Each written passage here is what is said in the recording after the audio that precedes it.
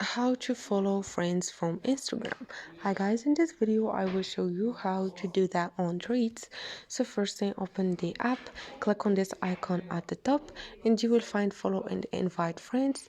Tap on it, send it. So then you will find the first option again, which is follow accounts from Instagram. Once you tap on it, you will find your followers and you can add followers from Instagram that have tweet accounts. Tap on it and this is it, guys.